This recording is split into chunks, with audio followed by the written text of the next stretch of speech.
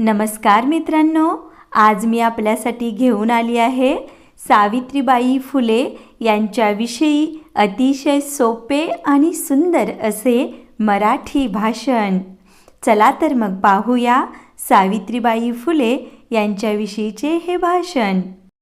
आजच्या कार्यक्रमाचे प्रमुख पाहुणे, आदरणीय मुख्याध्यापक, इतर मान्यवर, वंदनीय शिक्षक वर्ग व माझ्या लाडक्या मित्रमैत्रिणींनो, आज मी आपल्यासमोर ज्ञानज्योती सावित्रीबाई फुले यांच्याविषयी माझे मनोगत व्यक्त करणार आहे। सावित्रीबाई फुले ह्या आपल्या देशाच्या पहिल्या महिला शिक्षिका होत्या।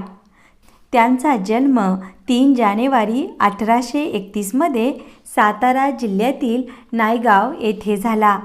त्यांच्या आईचे नाव लक्ष्मीबाई आणि वडिलांचे नाव खंडोजी नेवसे पाटील हे होते।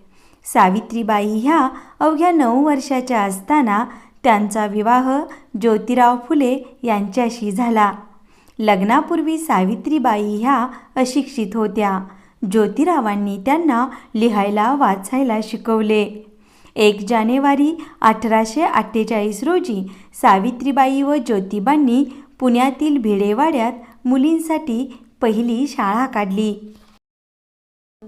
सावित्रीबाईंनी बालविवाह, सतीप्रथा, केशवपण इत्यादी वाईट प्रथांना आळा घातला।